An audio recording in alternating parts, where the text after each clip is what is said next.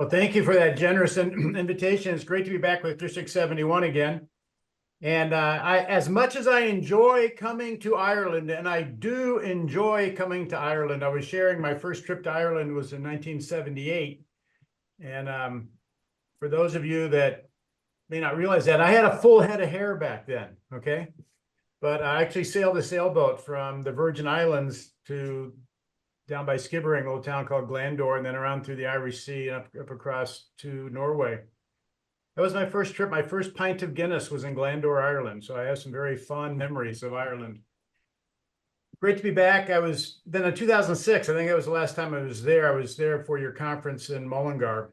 Had a great time down in Mullingar with everybody. And I still drink. Gosh, I can't remember. I'm just drawing a blank on it right now. The beer that I buy all the time because of what I got there. But anyway, it's not Guinness, it's the other one. So Smittix. I drink Smittix all the time. I have Smittix in my refrigerator all the time. So there we go. Yeah, as you can tell, I've had too many beers because I can't remember what beer I was drinking. So I want to start off by giving you two disclaimers, okay? Two disclaimers so that you don't shoot me. Number one, I don't pull my punches. And I think if we're going to get to the bottom of something and how it works, we have to talk about the problem. And if we can't talk about the problem, have a correct diagnosis on the problem, we can't come up with a good solution for that problem. And just as an example of that, and this is a speaking tip for all of you, it's nice to give an example that people can relate to. 2013, I went in the hospital with severe right side pain. Because I was bent over, I could hardly walk. It was very, very painful. And they took my appendix out. And that wasn't the problem. Now, I don't know about you. I'm a little attached to my organs, okay? I don't like people just yanking organs out of my body on a whim. And I wound up actually in Vancouver, Canada at a Toastmasters conference with severe right side pain and couldn't even get on my airplane. I had a huge problem because that wasn't the problem. And so in order to, I said, to get to the bottom, we have to get to the bottom and make things work. We have to be able to talk about the problems and talk about them openly. So I don't pull my punches on those. The second thing is I'm not politically correct. Okay, there's a lot of, quite often there's this Toastmasters line we keep about Toastmasters, what a wonderful, beautiful organization it is where we all come together in a mutually beneficial environment to, and I go, look, we have some of the strangest people in Toastmasters you can ever find. There are people in Toastmasters that could not belong to any other organization, and we have to figure out how to deal with them, okay? We have clubs struggling to survive, okay? We have some issues. It's not just a wonderful organization where we all come together in a beautiful, mutually beneficial, no. Okay, there's some issues. So I'm not politically correct. I don't agree with a lot of things Toastmasters International does.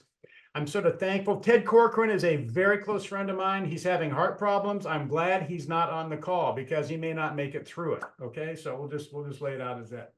Let me tell you where I think I do a little bit of an undercut to what's really going on. What are we really doing in a Toastmasters club? And it's not just teaching people to speak and lead. That's not what we're really doing. And let me give you what I went through in my life and what I watch almost every single individual that comes into Toastmasters go through. If you will recall, if you can, I'm looking at the people on this call, I hope you can, when you were a kid, when you were young, when you were, let's say, 5, 6, 7 years old. Do you remember when Saturdays lasted all day? Saturday was the best day in the world. It lasted all day. You didn't have to go to school. I could have a stick in a box, and I would have so much fun with that stick in a box. I would be creating, it would be a truck, it'd be a boat, my stick would be doing something. We were creating, and we'd look at the world with all this incredible beauty and creation. And then we had these things in our lives called parents. And our parents would teach us to sit there and shut up, right? At least in my family, okay? But what happened was we had to be socialized. That's what occurred. We couldn't just speak up when we wanted to. We couldn't just go create something when we wanted to. We had to learn what seat we sat in when we ate dinner. We had to make sure we didn't speak out of turn and all those things. And there was a point in our lives, at least there was in mine, where I got ready to say or do something. And I looked at my mom and my dad and I said, what would they say or do if I did that? And I did what I knew they would approve of. And at that moment, I'm going to ask you, who became the author of my thoughts and actions? Me or my parents? To a certain degree, my parents were now the author because they were the authority, which the root word of authority is author. Okay, they were the authority in my life. Then I had this thing, and I think you have it in Ireland. It's called school. And I went to school. And what did I learn at school? I learned to sit in the right seat at the right time. I learned to study what other people figured out. I was never asked to figure anything out for myself. Nobody said, Lance, why don't you try to figure out how physics works? No, Sir Isaac Newton watched an apple drop from a tree and he wrote the laws of physics, and I studied what Sir Isaac Newton figured out. Louis Pasteur came up with the germ theory. I studied what Louis Pasteur figured out. I had to learn my multiplication tables. I learned what other people figured out. I also learned that I was supposed to raise my hand and be called on before I spoke. In my 16 years of school, I was never asked to stand up and give an original thought. Think about that. Then you go to work and you said, here's your desk, sit here, show up on time, work hard, don't rock the boat. If we like you, someday we'll promote you. So you have your parents as authorities, you have your teachers as authorities, and you learn if you sit in the seat at the right time, and you raise your hand, you do what you're supposed to on the test, you get to go to the next level, you get to succeed, then you get to work, and you're waiting for the boss to promote you. Then you join a Toastmasters club.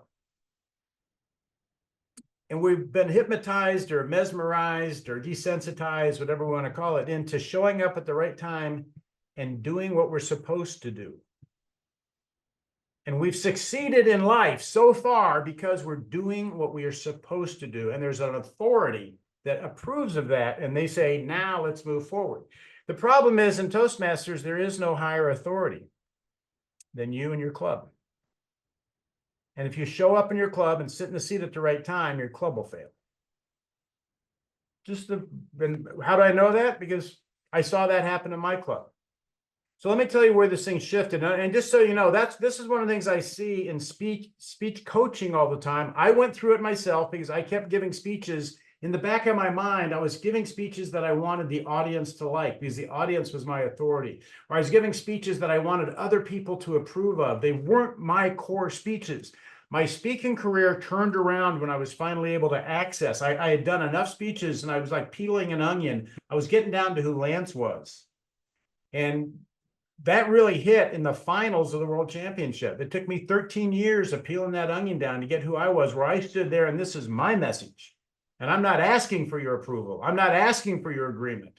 This is my message. And there was a huge transformation that happened in my life with that. Well, the same thing happens in running your Toastmasters club. Now, my club, when I joined it in 1992, had 35 members in it. And by August of 1993, we had 12 coming to the meeting. And we met one day and we didn't have a meeting. We had something. We have this in America. I think you might have it in Ireland. It's called coffee. You guys probably have Guinness, but we had coffee. Okay, so we're sitting around. 5 of us were there, and we're trying to figure out what we want to do. Are we going to keep the club? We're going to close it. And one of the people said, and this was a key point I remember: if I'm going to do Toastmasters, let's win with it. Or let's go do something else and win with it. And I've taken that concept and I've said, I don't want to run a hospice Toastmasters club. It's like hospice Toastmasters. This is where we keep the members comfortable until the club dies. And there's a lot of clubs out there that are hospice Toastmasters clubs. They're barely making it along. They're about ready to die. And that whole idea was not something I'd done a lot in my life, but I'd also had a lot of failure that had happened in my life. And so when I was in a Toastmasters club that wasn't working, it was like, oh, here's another disappointment in life. And I can see that people can sort of get a failure mentality that, oh, this isn't working out either. That idea of if we're going to do Toastmasters, let's win with it, or let's go do something else and win with it. And somebody else said, and this was back in the 90s, we had a different distinguished club program that ranked all the clubs internationally. And they said, let's be a top 10 club. And we all went, that would be cool. Now, understand, we were like something like 7,000 something in the world at that point. We didn't know what it was going to take to be a top 10 club. But at that meeting, we decided, let's build our club to be a top 10 club. I said a key word there. This is what I want you to focus on. We decided. We hadn't decided to build the club before that. We were having our Toastmasters meetings. We were coming to the Toastmasters meetings. We were doing Toastmasters, but we had not decided to have a successful club. Now, decide is an interesting word. It comes from two words in Latin or Greek, basically. It comes from the word de, which means two and away from one. So if you like divide, okay, you have two and you're going away from one. And it comes from the word side, C-I-D-E. And if we look in the English language at what other words end in C-I-D-E, we have homicide, suicide, genocide, herbicide, pesticide. It means to kill. When you decide, you kill one side. And that's the only way you're going. Now, a lot of people claim they decide, but they really didn't decide because they didn't kill that other side. They kept that other door open. We decided to build the club to a top 10 club. It was like, okay, great, that's what we're going to do. We never said we're going to try to build the club to top 10. We're going to build the club to a top 10 club. We decided to do it. There's a lot of clubs that never decided to build their club. So the first step you got to do is you got to decide to do it. This is what we're going to do. That was a transformational point in my life. Now, there's nothing in the Toastmasters manuals that tells us what we're supposed to do if we have 35 people in the club and 12 coming to a meeting. We had to figure that out for ourselves. So we divided everybody up and we called them and we asked them 3 questions. And I remember one was, what did you like about coming to the meeting? We didn't say, why don't you come to the meeting? We said, what did you like about coming in? Why did you join Toastmasters? What did you like about it? And then we got together and we put all the answers together and looked at them. And the number one reason people liked coming to the meeting was they wanted to have fun. We didn't know that. We thought they wanted to be a better speaker. The number 2 reason, they wanted to see their friends. The number 3 reasons, they wanted the benefits of Toastmasters. And all of a sudden the light went on and we went, aha, we realized why we were having a failing club. We'd stopped having a fun, friendly meeting. We had 2 presidents in a row that weren't fun and friendly. And I don't have time to go into all the details, but they were fining people and they were trying to rule with an iron fist and they were invalidating people and stuff. And it wasn't fun and people quit coming. Okay, so the next thing we did, we wanted to get our numbers up. So we wanted everybody to complete a speaking level every year. We did it for the numbers, for the points, so we could come up in the ranking. And again, nobody said that we had to figure out how to make our club go up in the ranking. There wasn't anything that said get every member to do a speaking level every year. But we had members that were doing speeches every 6 months. And when we got our members speaking, this was a major turning point. When we got our members speaking every 3 to 5 weeks, what happened was they started keeping the gain from each speech and they started getting better. And there's a point, we've all seen this, there's a point in Toastmasters where you see the person sort of blow through their personal insecurity, confusion, whatever they have, and you see them come alive on stage. You see them with a new comfort on stage, and that person has come alive a little bit more than they were before. But here's what we did. We got them to do the program. And I realize there's a lot of people in Toastmasters that don't do the program. I compare Toastmasters to like going to the gym, and our speaking is a muscle. It's very atrophied because we've been told to sit there and shut up our whole life. Then we come into Toastmasters and they say, give us a 4 to 6 minute icebreaker, and we stand up and pass out. That's how bad our speaking muscle is. But if you go to the gym, the first day when you go to the gym and you come home, you're sore. And if your attitude is, I'm so sore, I'm not going to go back to the gym for 6 months, how are you going to feel 6 months from now? You're going to be sore again because you lost all the gain that you got from going once. And there's people that get up and give a speech and they're going, I'm so nervous, I'm not going to speak for 6 months. They just lost all the gain. They got to start over again. So when we got people speaking frequently, they started to change. And they became enthusiastic about the program. And I go, they got the twinkle in the eye and the spring in the step. And because they were doing the program, their energy, their life started to change. And the light bulb went on and I went, oh, this isn't a speaking program. We revive the dead. This is like going to church. Okay. And you know exactly what I'm talking about. There are people that come into Toastmasters and they're this little huddled shell of a mass and they're like, they can't even answer a table topics question. And 6 months later, you can't shut them up. they're more alive than you've ever seen them. People come alive when they can communicate. So really what we're doing is we're helping people improve themselves. That's really the fundamental we're doing. We're helping them improve themselves. Now, there was nothing in the manuals that said what you're supposed to do to build your club is get everybody to speak and do a speaking level every year. We had to figure that out for ourselves. Then as the clubs, and here's what happened on our membership. Once the members started winning, they started bringing their guests to their friends to the club because they were enthusiastic about the club. It's hard to build a club when you don't have members that aren't winning. The next thing we had to figure out is we had too many members, and the vice president of education was spending all their time scheduling, and that was such a hard job. So we added another officer position. We put in what we called a vice president of production, and the vice president of education monitored the education progress. The other one scheduled the meetings. Then as we grew bigger and bigger, we ran out of speaking slots. We had so many people in the club, we couldn't fulfill and service the membership with one meeting a week. So we went to 2 meetings a week. We had to figure that out. There's nothing in the Toastmasters manual that says, if you have too many members, go figure out a way to deliver to them. But if you had a donut shop and you were selling out of donuts every day, you'd figure out a way to make more donuts. And that's what we had. We had a great system. We had a great enthusiastic club. People were coming in wanting to join. We have a weekend meeting for 3 hours. We had a Sunday or Wednesday night meeting for 2 hours. And that's when the club really started to take off. And you hated to miss the meetings. They were so much fun. We kept them fun. We kept them moving. And so the point I want to make here, the key point to building your club is we've got all these manuals, and I brought some of them up here. We've got all these Toastmasters tools. Good. Put them right there. Those are good tools to use, but your club's here. Those are some of the tools you need to use. You have to figure out how to build your club. And that's the other secret ingredient in Toastmasters.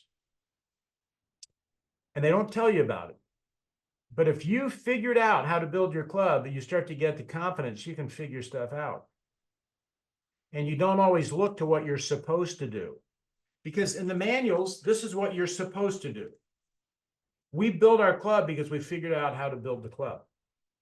We had so many members, we wanted everybody to speak at every meeting, and the table topics master would get up and call on people that were already speaking. So we started writing our own policy for the club. Here's the order you call on people in table topics. Members and guests that do not have a role, functionaries, and then evaluators, and then speakers in that order so that everybody gets a chance to speak.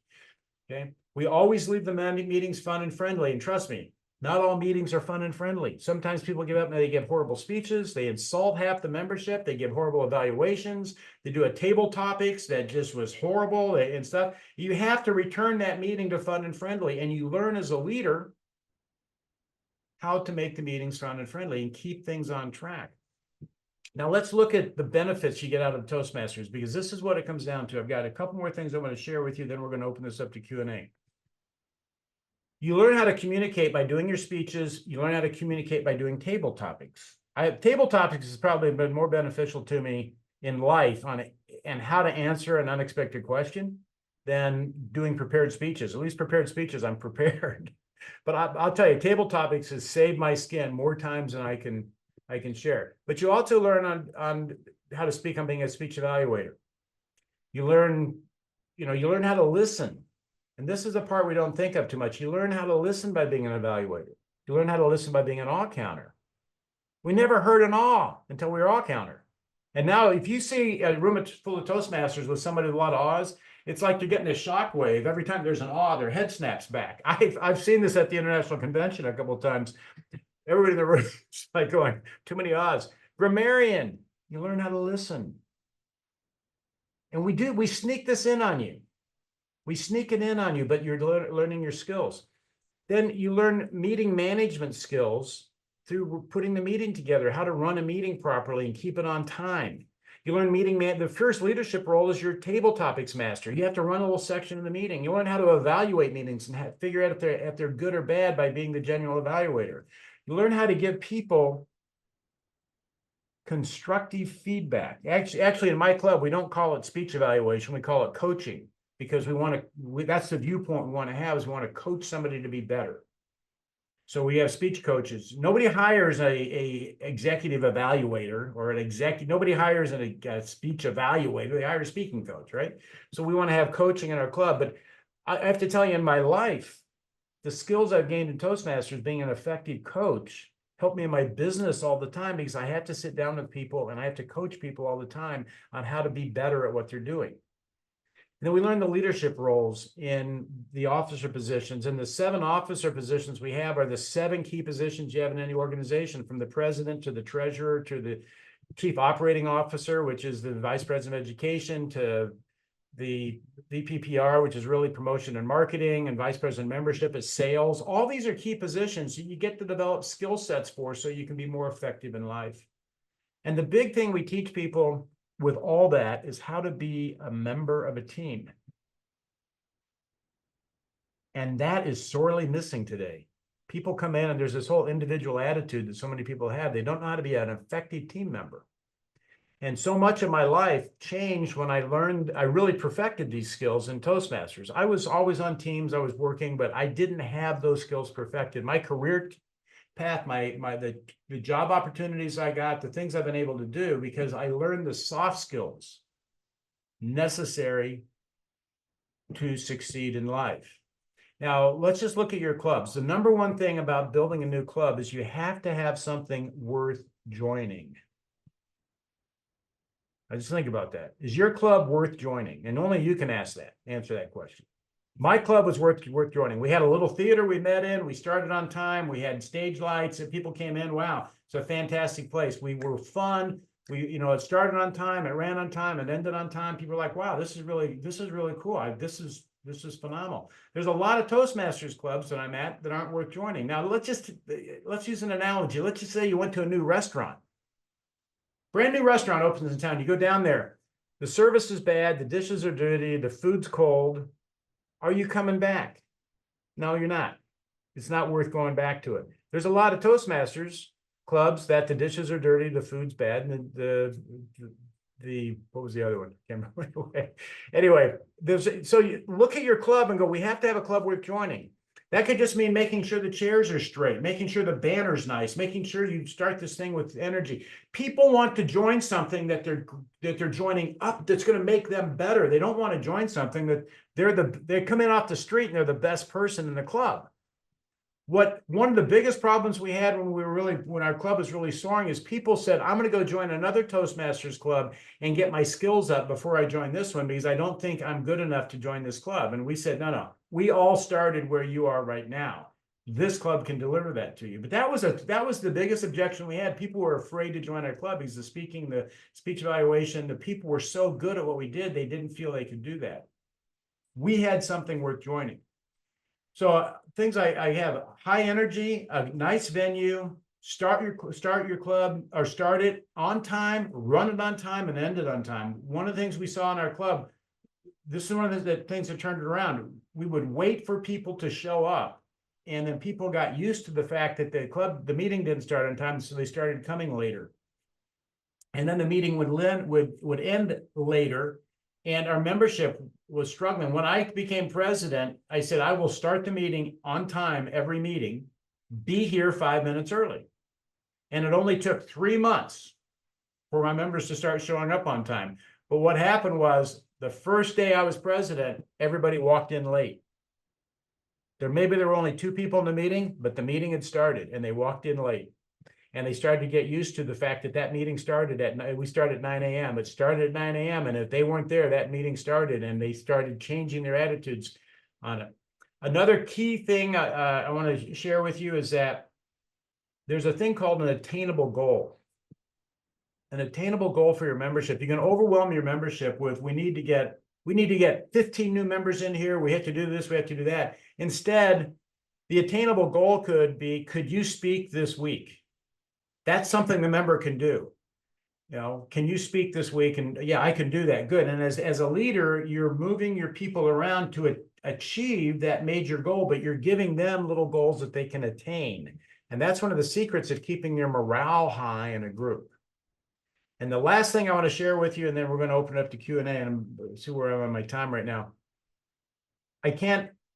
overstate the whole concept of doing the Toastmasters program.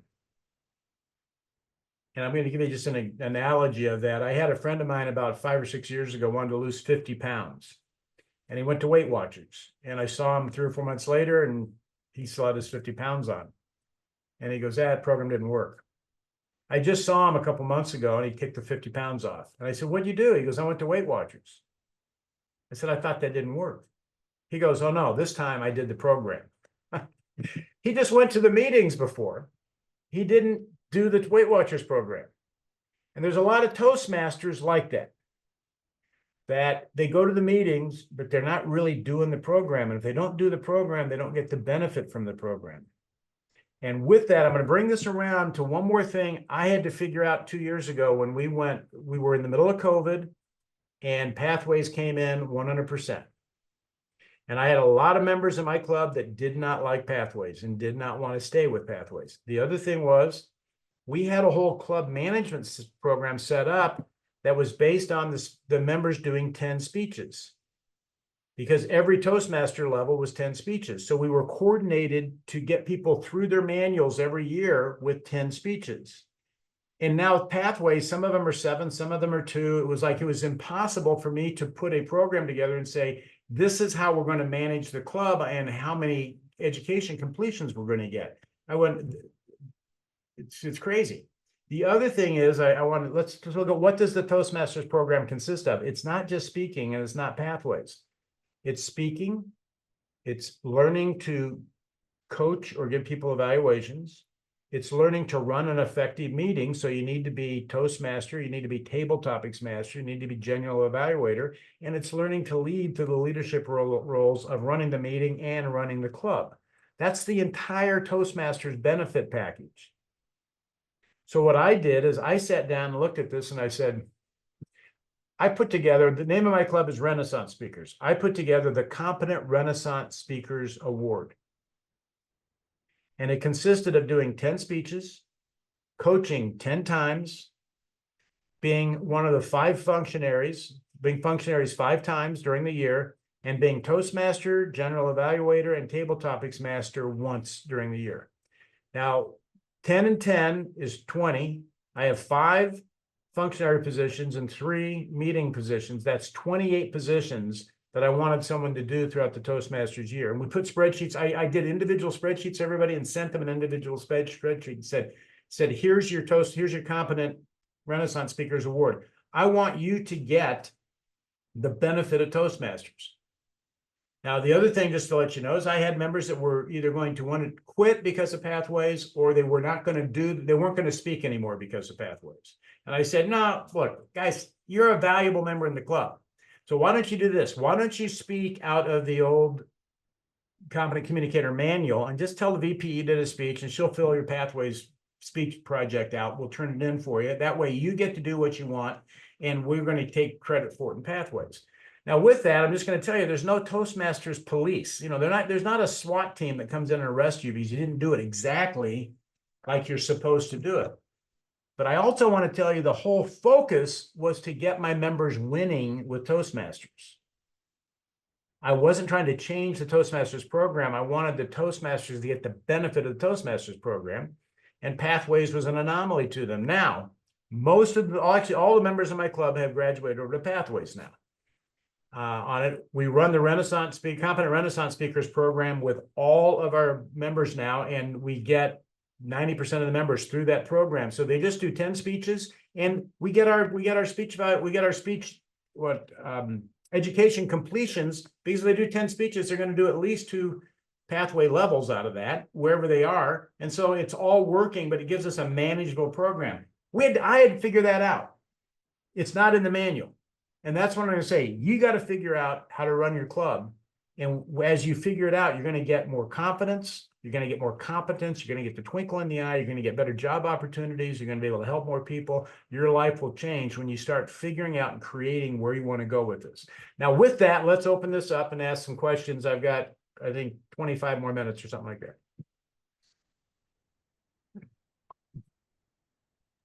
I hope I didn't shut you all into being speechless. No, but I think before we do that, we really should put our hands together and give you a massive round of applause before we start taking questions. That was absolutely brilliant.